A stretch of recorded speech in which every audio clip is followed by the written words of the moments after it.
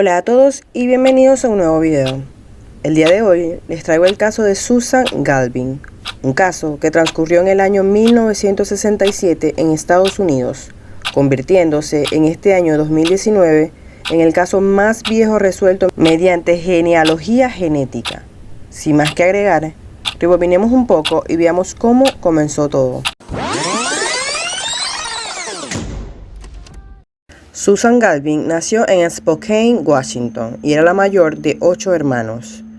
En 1966, cuando tenía 19 años, se mudó a Seattle, ya que obtuvo un trabajo administrativo con el Departamento de Policías, como secretaria civil de registros en el edificio de seguridad pública.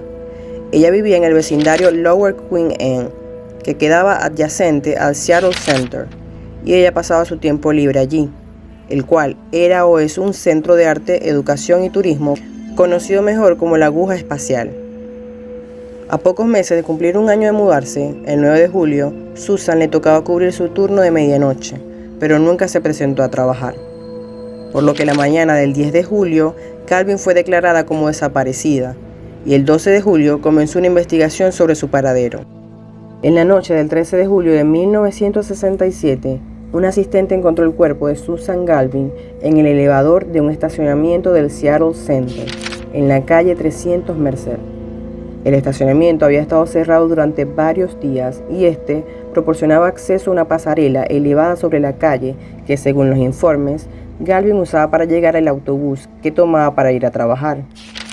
Rápidamente la policía comenzó a investigar el caso dándole suma importancia, ya que ella era parte del departamento policial y la consideraban como de su familia. La escena del crimen se procesó utilizando técnicas disponibles en ese momento. Recuerden que estamos hablando de 1967, por lo que solo pudieron levantar las huellas digitales encontradas en el área del ascensor, el área del garaje, así como también muestras de evidencia de autopsia y la ropa de Galvin, y simplemente fueron ingresadas al departamento de evidencias. Los primeros sospechosos del caso fueron unos oficiales navales, pero no se pudo hallar nada que los atara al caso. Pero para los detectives, el principal sospechoso era un payaso que trabajaba en la torre conocido por su nombre artístico Punchy, ya que horas antes de encontrar su cuerpo fue vista junto a este payaso, y días después de que su cuerpo fue encontrado, Punchy renunció a su trabajo. Pero nuevamente la policía no pudo encontrar nada que lo relacionara con el caso. A pesar de que la policía puso muchísimo esfuerzo en el caso, este rápidamente se enfrió. Con el pasar de los años, la policía siguió varias líneas de investigación, pero no llevaron nunca a nada.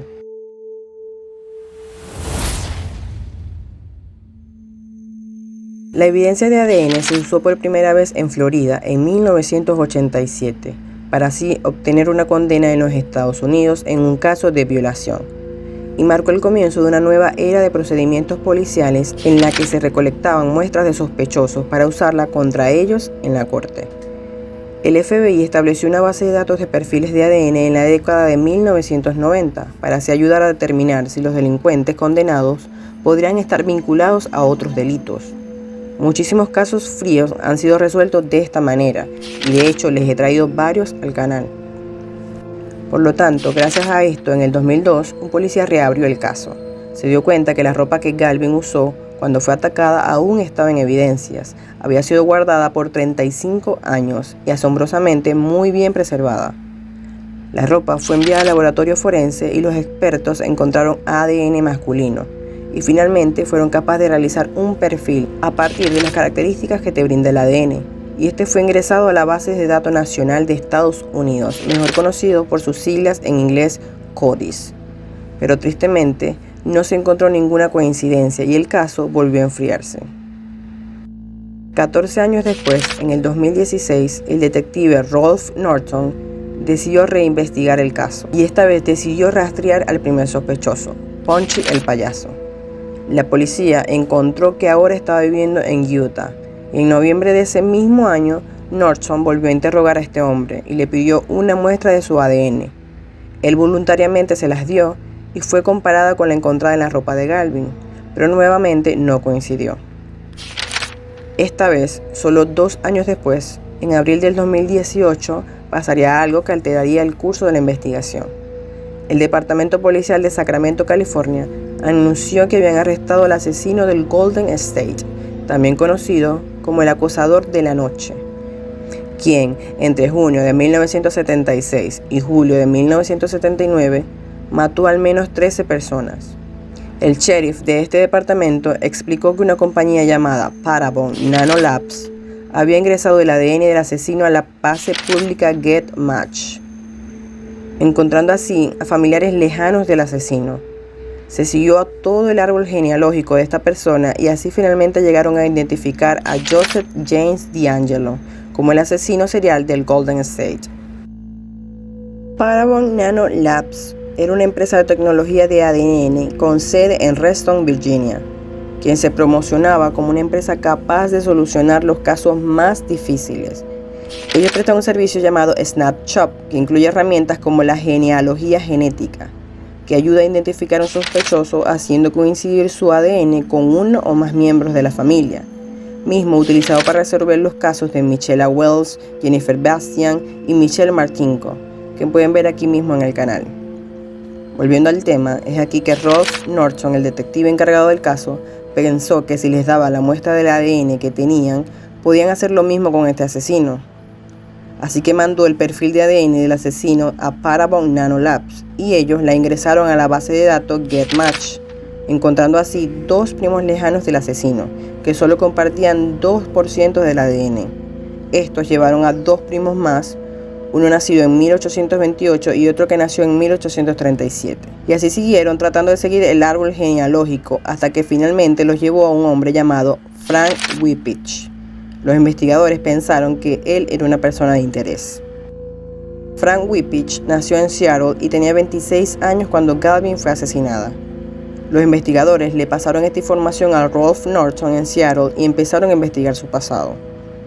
Frank había servido a la armada y cuando Galvin fue asesinada, él vivía en Seattle. De hecho, estaba trabajando en el Seattle Center como guardia de seguridad. Al momento del asesinato tenía una esposa y un niño pequeño, y 2 años después tuvieron otro. El problema aquí era que la policía no podía simplemente pedir una prueba de ADN a Frank Whippich, ya que Frank había muerto hace 32 años. Frank Whippich murió en 1987 a la edad de 46 años por complicaciones con su diabetes. Meses pasaron, en el 2019 los detectives le pidieron una muestra de ADN a un familiar muy cercano de Frank, quien voluntariamente dio la muestra. Esta fue comparada con la del asesino de Galvin. La muestra coincidió lo suficiente. Casi al mismo tiempo, en enero, Rachel Forbes, una examinadora de huellas latentes, ahora tenía un nombre para verificar, y buscó en un viejo archivo de evidencias para así encontrar esas huellas que mencioné habían sido levantadas de la escena del crimen, pudiendo hacer coincidir una huella de la palma recuperada del panel de control del elevador a las tomadas de Whippich en 1971, cuando fue arrestado por hurto. Ya con esto era suficiente para que el detective obtuviera una orden para así exhumar los restos de Whippich en febrero, y sus huesos fueron enviados para comparar los ADN. Finalmente, el 12 de abril de este mismo año 2019, los detectives fueron notificados que el ADN de Frank Whippich era el mismo hallado en la ropa de Galvin. Así que ya no quedaba duda alguna, habían atrapado al asesino. O bueno, habían descubierto quién lo hizo. Poco tiempo después, el Departamento Policial de Seattle sostuvo una conferencia de prensa anunciando que finalmente el caso de Susan Galvin había sido resuelto. En la fotografía pueden ver al detective Norton presentando una bandera de parte del Departamento de Seattle a Chris Galvin, hermano de Susan, junto a su esposa. Por otra parte, la familia de Frank estaba conmocionada, ya que obviamente no tenían ni idea de que fuera un asesino, ya que apenas tuvo 2 encuentros con la ley. Uno en 1971, donde fue arrestado por 9 meses por robo, momento en el cual su esposa se divorció de él, y luego en 1975 fue arrestado nuevamente por hacerse pasar por un policía. Fue encontrado haciendo paradas de tráfico mientras llevaba un arma. A pesar de que fue arrestado 2 veces por razones no conocidas, nunca llegó a la corte a enfrentar los cargos. Cuando Frank estaba sirviendo en la armada, estuvo en Nueva York, Alaska y Alemania. Así que la policía empezó a buscar asesinatos no resueltos que pasaron durante esa época, ya que pensaron que Susan Galvin podría no ser la única. Para la familia de Susan Galvin, descubrir que finalmente encontraron quién lo hizo es solo parte de las respuestas que esperaban. En un comunicado de su hermano Larry Galvin, dijo que en estos 52 años transcurridos, su madre, padre y una hermana fallecieron. Mi madre fue la que más sufrió en todo esto. Hizo todo lo posible por tenernos cerca, ya que sería aún más difícil si perdía otro hijo. Para ella, la pregunta no era necesariamente quién, sino por qué. Larry Galvin también agradeció la tenacidad del detective Norton y el Departamento de Policía de Seattle. Les agradeció por esta sensación de cierre. Pero si bien los datos científicos y de ADN y el trabajo policial se ha combinado para proporcionar una pieza faltante del rompecabezas, la tecnología tendrá dificultades para resolver el misterio restante. 52 años después aprendemos quién, pero aún no tenemos idea clara de por qué, agregó Larry Galvin. Siempre habrá esa pregunta persistente. Pero bueno, hasta aquí el caso de hoy. Espero les haya gustado. Como siempre les digo, recuerden cualquier duda o sugerencia dejármelo en la caja de comentarios.